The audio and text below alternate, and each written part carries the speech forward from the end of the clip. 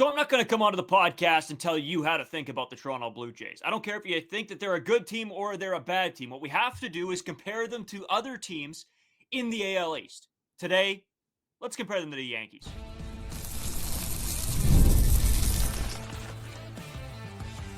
You are Locked On Blue Jays, your daily Toronto Blue Jays podcast. Part of the Locked On Podcast Network, your team every day. Welcome back to Locked On Blue Jays. Thank you for making Locked On Blue Jays your first listen every day. We are free and available wherever you get your podcast and on YouTube. Part of the Locked On Podcast Network, your team every day. Today's episode is brought to you by FanDuel. Right now, new customers can get $150 in bonus bets if your first $5 bet wins. Download the app or head to FanDuel.com to get started. As always, I'm Braden Iwasko. He's Carter First. You can find us on Twitter, Braden5 Iwasko, Carter First 2 as well on Instagram and TikTok at Locked On Blue Jays. If you're new here to YouTube, or you're listening anywhere else, make sure you hit the subscribe button on YouTube. It really helps us out, keeps you guys in the loop. And you guys will get podcasts, videos, shorts, live streams, the whole ordeal. We will be going live opening day.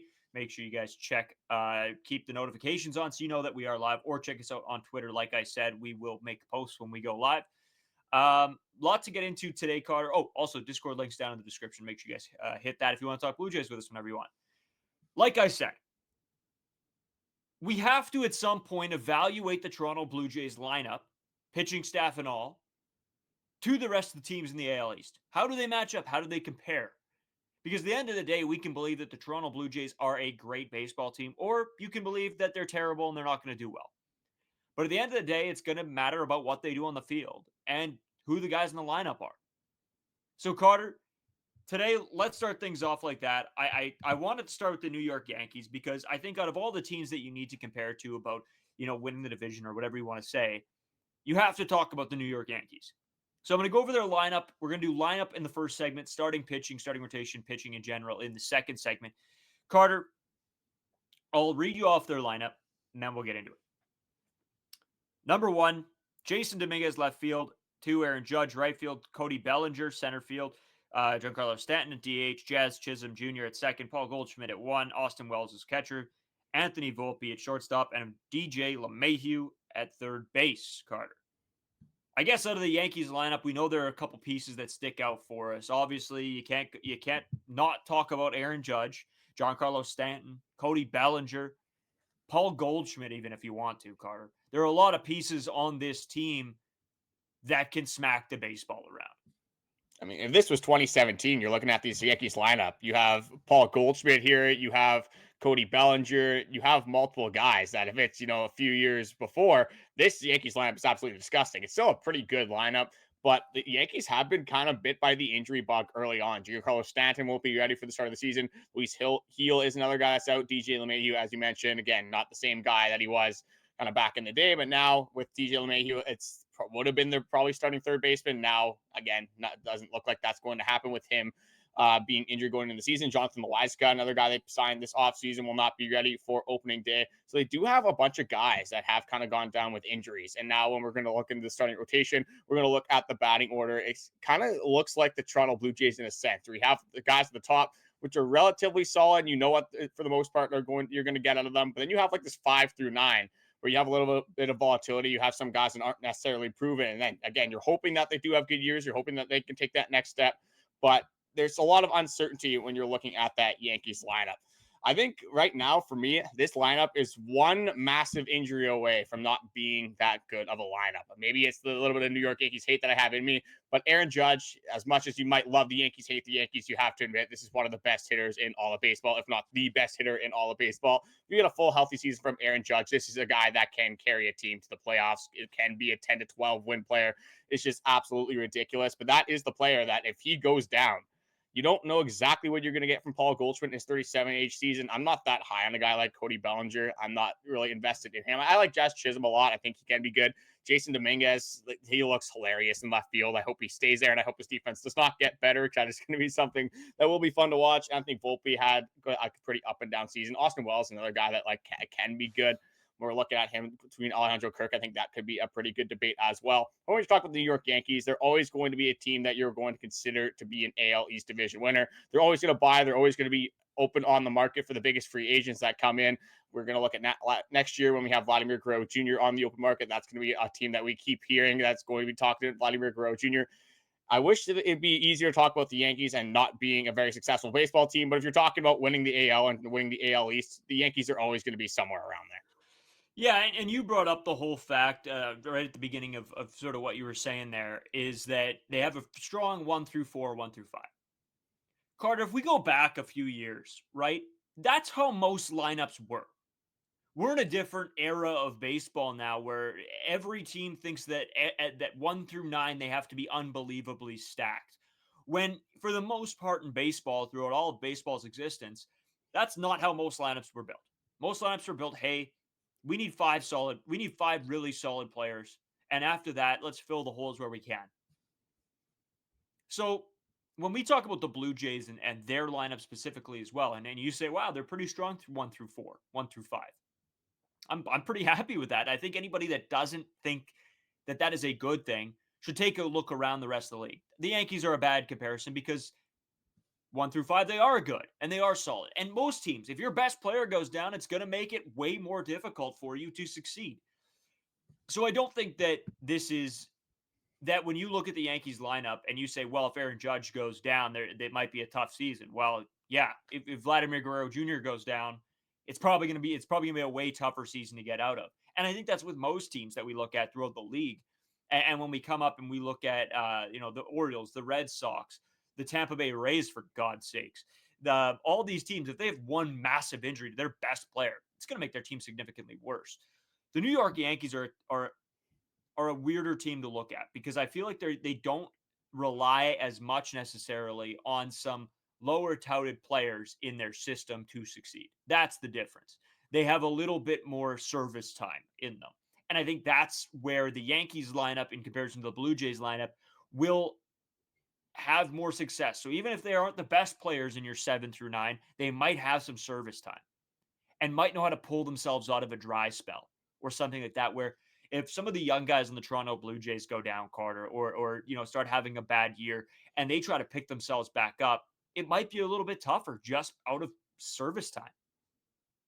See, I sort of agree with what you're saying. With like, obviously, if your best player goes down, then you're going to have a lot more of a struggle throughout the season. I think Vladimir Guerrero Jr. goes down in the Toronto Blue Jays' sake. I think the season's over. Honestly, I don't think you have a chance. But when you're looking at a team like the Boston Red Sox, I think if you even like a Rafael Devers goes down, I think they can work around that. When you look at the Baltimore Orioles, there's Gunnar Henderson having some issues. I think that lineup is good enough that it can work around having a Gunnar Henderson injury and still be an effective lineup. When you look at Francisco Lindor and the New York Mets, if he goes down, I think Juan Soto, Mark Vientos, and company can make that extra step and can step up, and they can still be a productive baseball team. Where as you look at the New York Yankees, Paul Goldschmidt coming off of, again, he's going to be 37 years old, coming off of, again, one of his worst seasons of his career. He is getting older, and it's an age decline thing. Paul Goldschmidt still had a very good career, but is that going to be a guy that can carry a lineup if Aaron Judge goes down? That is a big if, obviously, and as even we are Toronto Blue Jays fans, I hate the New York Yankees. I'll openly say that. I'm not preying on an injury for Aaron Judge. I don't want injuries to happen at all. I want the Blue Jays best to be able to beat the New York Yankees best. But like Cody Bellinger, he hasn't really been the same guy he has once been in the early 2020s. When you're looking at Austin Wells, I think that can be a good player, but can he carry a team? Jazz Chisholm is actually one guy that I do like on the New York Yankees. He's probably going to steal 35 to 40 bases. That could be a guy that you more so have a centerpiece in your offense if there is a circumstance where there's an injury. But again, when you're looking at the bottom of this lineup, like Anthony Volpe for me is not a very good hitter whatsoever. When you have Giancarlo Stanton out, if he's in that lineup, maybe there's again a little bit more of shifting you can do if there is an injury as well. Jason Dominguez can take some steps as well. There's some young guys throughout this lineup that kind of in the same instance as the Toronto Blue Jays. Like you're hoping Anthony Volpe can take another step and be as productive as he was in early 2024. You hope Jason Dominguez can take that step. Spencer Jones maybe comes into this lineup at some point for the New York Yankees. Whereas for the Toronto Blue Jays, that'd be like your Will Wagner's, your Elvis Martinez, maybe your Joey Loperfido, where you're wanting some of these guys to take that next step and progress throughout their MLB careers, because the New York Yankees, again, they have the talent there. And I think when we get to the starting pitching and just the pitching in general, there'll be some other comparisons that we can do. But if we're talking about starting lineups, I think these lineups are relatively similar in the fact that, like I said, you have a fairly established top of the order and some volatility throughout the bottom of the order. So if you're looking at offenses in general, I think the best player here is obviously Aaron Judge, but Vladimir Guerrero Jr. is a snub either. Comparing like Cody Bellinger, that might be our George Springer at this point. Not the greatest comparison, but you can make the debate that Anthony Santander is better than Paul Goldschmidt. You can make the debate that Bo Bichette's better than Cody Bellinger. As you go down this list, I think these lineups are going to be a lot closer than people kind of realize going into the season. I think if you're looking at the Toronto Blue Jays or you're looking at the New York Yankees, I think if everything is going to go bad for either of these teams, it's all going to stem from that offense. Yeah, I couldn't agree with you more actually on that point, and it just goes to the fact that if the players play how you expect them to, then these teams are both going to succeed massively this season, and it's going to be a great year. But if one or two pieces falter, that's where either lineup could fall apart. And so, yeah, I think they're a very good comparison team in the sense that I think they're built fairly similar as well, right? I think, again, when you look at the Blue Jays lineup, I think they're better defensively. The New Fairly York easily, Yankees I'd are say. terrible defensively. I mean, you can go back to the World Series last year and look how absolutely horrendous they were. I would say they've gotten better defensively this offseason. Like when you look at a guy like Paul Goldschmidt, he's going to play better defense than Rizzo did. You look at Jazz Chisholm, he's going to be in this lineup. Austin Wells is a pretty good defensive catcher. Again, Jace Dominguez in left field, that's going to be hilarious. That's going to be a massive problem for them. They're going to have to figure that out somehow. But when you look at some of the guys that are injured, like DJ LeMahieu, was he the best defender ever? No, not necessarily. But I think in that sense, he's going to be better than like a Bo Bichette would be defensively. It's a tough comparison because Bo Bichette plays shortstop. DJ LeMahieu plays third base. I think they have gotten better defensively. I just think their offensive output is kind of going to be capped at some point. But at the end of the day, we are comparing a New York Yankees lineup. I'll go over what it stands right now. It's Jazz Chisholm, Aaron Judge, Cody Bellinger at 3, Paul Goldschmidt 4, Austin Wells 5. This is with the injuries. Jason Dominguez 6, Ben Rice 7, Anthony Volpe at 8, Oswaldo Cabrera at number 9. I think if you slot in Giancarlo Stanton into this lineup, you slot in DJ LeMahieu. Then again, when you're looking at the offensive output that they could have compared to the Toronto Blue Jays, I think that's where you give the New York Yankees the edge. I'm just saying with all the injuries that they are having right now, I think these lineups are fairly comparable. I don't think defensively it's going to be necessarily an issue for the New York Yankees. I think, like I said, it's going to be that offense that might be an issue. Yeah, maybe. Yeah, it's a weird comparison, right? Again, anytime you're trying to compare the Toronto Blue Jays to another team, even in division, it's tough because the Blue Jays might succeed in this area, but does that area matter as much as total offensive output? You know, we've lived through it, right? We've seen a defensive team try to be built and no success. So as much as, like I say, that the Toronto Blue Jays are better defensively, is it going to matter that much if Aaron Judge hits 50, 9 home runs this year? Probably not. So again, we'll have to wait and see, but we got to get into the pitching staff as well, Carter, because this is another area what we've talked about the Toronto Blue Jays are so strong in. But how do they compare to the New York Yankees? We'll be right back after this short break. Today's episode is brought to you by FanDuel. I always talk about how much I love FanDuel. It's my place to bet. When the game tips off, the NBA action is just getting started, and there's no better place to get in on it than FanDuel, America's #1 sports book. With FanDuel, you can place live bets throughout the game, so even if you miss the opening tip-off or want to bet on the fourth quarter comeback, you can stay in the action. And if you're looking for a bigger payout, you can even combine the live bets into a same-game parlay. I say this every episode. Same game parlays, the live ones are where it's at. I know who's doing well, I know who's not doing well, and I can put my chips where I want to. Right now, new FanDuel customers can get $150 in bonus bets if your first $5 bet wins. Just visit FanDuel.com to join today. That's FanDuel.com for your shot at $150 in bonus bets. Make every moment more with FanDuel, the official sports betting partner of the NBA. And Carter, time to get into the starting pitching. We'll get into the bullpen in a bit, but the starting pitching for the Toronto Blue Jays is a strong point. Throughout the last bunch of seasons, you can say probably the best part of this team. I mean, some points it wasn't great. Guys weren't playing their absolute best. But I think as an overall over the last few years, the Toronto Blue Jays pitching staff has done an excellent job getting into the starting pitching for the New York Yankees. A guy that we hate to talk about, Carter. Garrett Cole. Hate him, but he's here. Then we got Max Farid, Carlos Rodon, Luis Gil is out, They have Clark Schmidt and Marcus Stroman. Stroman, usually their sixth guy-ish, is now rolling as number 5. So again, you look at that starting rotation, Carter, and I guess with Luis Gil out, what's your biggest takeaway? It's just funny how the New York Yankees, it seemed like they were fairly openly shopping Marcus Stroman. And then obviously you have one injury pretty early on in spring training. And this is a guy that they're going to have to rely on for at least a couple of months. We see obviously coming off of that AL Rookie of the Year win. I think he's going to be a very good pitcher. Again, don't wish injuries on anybody, but that is a massive blow to have, especially early on in the year. We've always talked about, especially from the pitching side, how much not having that spring training, having that ramp up can affect him, because he's going to have to ramp up in the middle of the season. That's going to cause him to lose some more time. I think we were looking at the Yankees starting rotation, if you want to compare it to the Toronto Blue Jays. Unfortunately, as much as I do not like Garrett Cole, I think Garrett Cole is probably my least favorite Yankee on that team.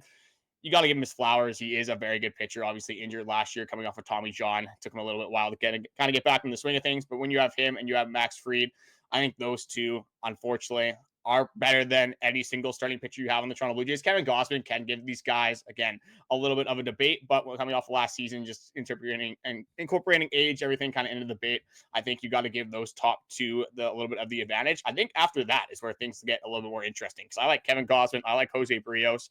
I even like Chris Bassett and Max Scherzer more than a guy like Clark Schmidt, who didn't log a lot of innings last year.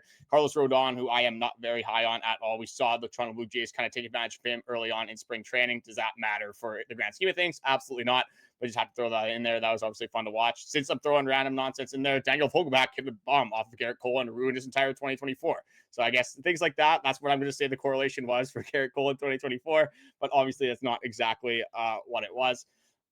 When you look at these starting rotations, again, when you exclude those top two, I think when you look at Bowden Francis, I think he's going to be better than a guy like Marcus Stroman. When you look at Max Scherzer, I think he's going to be better than a guy like Clark Schmidt. And then you look at Chris Bassett, I think he's going to be better than Carlos Rodon. So if you're talking about depth in a starting rotation, I think the Jays actually have the Yankees edged out slightly here. Again, that Luis Gil injury does help them in this context. But I think it is going to be interesting when the reunion does come, where the Toronto Blue Jays have to face Marcus Stroman fairly early on in the year. Well, and Carter, we forget one of the Toronto Blue Jays' biggest, I would say, pieces as well injured, right? We talked about him yesterday, and that's Alek Manoah. You add Alek Manoah into this list as well, and take it 6-6. I think Alek Manoah could outpitch a lot of these guys as well. So again, we'll have to wait and see of how he rebounds from the injury and how he makes his comeback. But when you look 6-6, I think it's close. I don't think it's an absolute blowout either way, but yeah, you're right. I think you have to give a little bit of the edge to the Toronto Blue Jays just for the fact of the depth. And I think the unknown of what Max Scherzer can be is at least exciting. It has to be. I mean, when you look at, again, just one of the best pitchers from our generation, you look at how good he was early on in spring training. Maybe we're getting a little bit too excited about Max Scherzer, but we were excited about this signing when we were talking about him in the offseason. When you have a full year to kind of figure out your injury, ramp back up, and come back with vengeance. Again, when you're coming off of an injury and coming off of not pitching, these guys that love baseball and are that good at baseball, they want to come back and they want to show that they still have it. Max Scherzer is still trying to prove something in his age 40 season. I'm expecting like a pretty big year from Max Scherzer. Again, you might not see the 30 game started necessarily, but I think when he is out there, when he is pitching for the Toronto Blue Jays, he is going to be an effective starting pitcher. But it comes down to if the Toronto Blue Jays are playing a playoff series against the New York Yankees, I think starting pitching, again, when it comes down to those top guys, I think you have to give the New York Yankees a little bit of an advantage. But I mean, hey, if we're playing the New York Yankees in a playoff series, that probably means that we have won a playoff series. So that's a pretty good sign in the grand scheme of things. So I think that's something that we would have to worry about once we get there. Again, the playoffs are a completely different animal when you're talking about, experience. The New York Yankees obviously going to kill the Blue Jays in playoff experience. But let's have that debate if we get there. I would love to have a playoff debate and a playoff comparison to the New York Yankees current roster. But I guess that can kind of take us into the bullpen. I think overall, throw it back over to you just one more time, just for the starting rotations. Do you have the New York Yankees kind of edging the Toronto Blue Jays out? Do you think the Toronto Blue Jays overall depth kind of edges out the New York Yankees starting rotation? No, at least for the season, the regular season, you have to take depth over, a heavy two, because you need to pick up wins. You can't just go and say, oh, we need Garrett Cole, Max Fried to get us every win because the other guys might not compete. No, you need to have very viable depth. And I think the Toronto Blue Jays have more depth. So in that scenario, in regular season, I'm taking the Toronto Blue Jays, not by a ton, but by enough. Now, for you, like you said, we're talking playoff. That's a different story, right? You're maybe getting their top 2, 3, maybe 4 at best starting pitchers. So then again, we can have that debate if or when we get there. But yeah, overall, slight bit edge for the Toronto Blue Jays. I'll send it back to you for the bullpen. Yeah, just diving right into the bullpen. Both teams got some pretty good relievers this offseason. The New York Yankees acquiring Devin Williams, Toronto Blue Jays getting Jeff Hoffman. You can kind of debate a wall with this stuff. Maybe you do put Devin Williams over Jeff Hoffman. I wouldn't hate that. You do it vice versa. Personally, I think Devin Williams is slightly better than Jeff Hoffman. Yeah. But again, when you're talking about two top relievers at the top of their games at this current point in time, I'm okay with rolling out either of them in a ninth inning scenario. So if you're talking about bullpen comparisons there, I think these guys are pretty equivalent. When we're going down the New York Yankees list, they have a ton of injuries for their lower leverage guys. So I have kind of a 6 that they're going to roll out. I'm not too sure where they're going to go after that. So it's going to be Devin Williams, obviously, as their closer. Luke Weaver, who was the closer last season, he's probably going to go into this setup role. Ian Hamilton, Fernando Cruz, Tim Hill, the only lefty. I don't think he's that good either. It's kind of the same thing Toronto Blue Jays have. This problem where they don't necessarily have a ton of lefties. The Blue Jays in a better situation where they have Brandon Little, who was very good last season, and then you have Ryan Yarbrough, who was very good in his Toronto Blue Jays tenure. But again, we'll have to see what Ryan Yarbrough can produce for the Jays this season. Then you have Mark Leiter, and then this is kind of where it goes off the flames. Jonathan Loáisiga is in this bullpen when he's healthy. He's just not healthy. Jake Cousins, not healthy either. Jonathan Brubaker, not healthy. Clayton Beater, not healthy. There's a ton of guys, and again, lower leverage in this bullpen. They're going to have to figure out who they want to throw in these specific situations early on. Throughout the season, once they get to May, June, won't really be a problem. A lot of these guys are coming back. They'll have some options down the line. But early on in the season, it's going to be interesting to see that maybe these spring training matchups do have a little bit more validity early on, especially when you're having this many injuries as the New York Yankees do. But when you're looking, especially early on in the season with the lack of injuries, knock on wood, the Toronto Blue Jays do not have right now. No major bullpen injuries for the Jays. You have Eric Swanson, you have Yimi Garcia, you have Chad Green, Nick Sandlin will go down the list. If it's Yariel Rodriguez, if it's Ryan Yarbrough, if it's Ryan Burr, again, if it's Zach Pop. When you look at it down the line, again, you can make that argument. Maybe you like Devin Williams and Luke Weaver better than guys like Eric Swanson and Jeff Hoffman. But if you're talking about overall development of the bullpen, the way the bullpen is going to look opening day, I think you're going to have to give the edge to the Toronto Blue Jays. Again, a little bit of a different debate when everyone on the New York Yankees is healthy again. But early on, I'm giving the bullpen advantage to the Jays. Yeah, I'm 100% with you. I said I think a weird thing to say, the Toronto Blue Jays bullpen now is one of their strengths. I think it's a very secure bullpen, or at least in comparison to what it has been over the past few years, especially, or at least last year. Last year was just horrific. So to see them bounce back and to have these guys that are fairly solid, I've loved what I've seen out of Yimi Garcia so far. I think he looks as sharp as when we traded him last year, which is a great thing to see. And of course, yeah, you're not even talking about Chad Green or Eric Swanson or Jeff Hoffman there. So no, I 100%. I think the Toronto Blue Jays bullpen is better. I think their pitching staff is better, and maybe not by a ton, but by enough. And so it comes down to what can the hitters do, right? I think we're a little bit in the unknown territory with this Toronto Blue Jays team, trying to compare them to others because we don't know what this lineup is going to do. We don't know how effective they're going to be. And we can take what we want away from it out of spring training. But at the end of the day, until that regular season starts, until opening day kicks things off, we don't really know what we're in for. And it's a little bit scary as a Toronto Blue Jays fan, but it's also a little exciting to know that there could be a pretty big upside, I think, for this Blue Jays team as well. That's like kind of the main overview that I want to have from this podcast is that early on, especially when you're looking at opening day rosters, Toronto Blue Jays, are they worse than New York Yankees on paper? Yes, I'll say that. The New York Yankees are on paper a better team than the Toronto Blue Jays. I think especially when their lineup gets healthy, I think the New York Yankees lineup, the floor is going to be a lot safer than the Toronto Blue Jays is. When you look at starting pitching, I think it's relatively close, but I think you got to give the advantage to the New York Yankees as well, having Garrett Cole, Max Fried at the top of that rotation. Then you have Luis Gil coming off of, again, a very good season. I think you have to give that slight edge to the New York Yankees there. When it comes to the bullpen, I think the Toronto Blue Jays, I'm a guy that's, again, sort of the same thing with you, is that we're fairly high on this bullpen now. I think it's going to be fringe top 10. I'm not going to say it's going to be a top 5, but I don't think it gets much worse than league average. I think they made strides on this bullpen. I think this bullpen was good in 2023. A lot of these guys did not have very good years in 2024. I'm expecting them to bounce back in some regard, but I think the overwhelming thing from this podcast that the New York Yankees, they have been better than the Toronto Blue Jays in the past. They are better on paper right now than the Toronto Blue Jays. But I think when the season is wrapped up, I think these two teams are going to be a lot closer than people are saying right now, especially just even looking at the win totals. New York Yankees win total right now is at 91.5. Toronto Blue Jays is at 78.5. I think it's fair to have the New York Yankees as the favorites. I think it's fair to say the New York Yankees are going to be better than the Toronto Blue Jays. But I do think that 78.5 win total is going to be a shocking realization when we come to the middle of the season and the Toronto Blue Jays are on pace, hopefully, to have more than that 78.5 win total. We'll get into this in our picks, hot takes, predictions episode with Skylar Peters and Dallin Wilton coming up just before opening day. You could be ready for that one the Monday and Tuesday of opening week. Those episodes will be out. So big bets. If you guys are into placing bets, we'll have those for you. Skylar Peters, I'm guessing, is going to come at us with about 1 million of them that he thinks are absolute locks.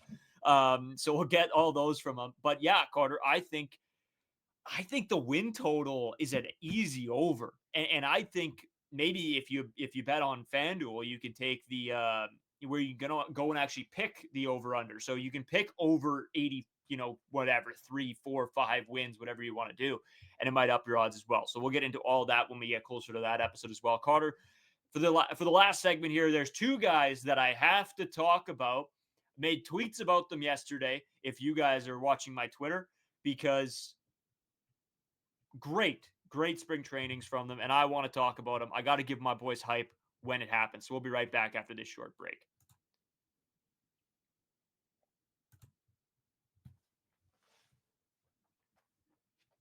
So, Carter, I guess people who take baseballs to the face just are good to just pop back on and have a great game. Ernie Clement hits a home run in his first at bat after getting pelted in the mouth with a baseball. I've been there. It sucks. It hurts. And mine was not coming at 100 miles an hour.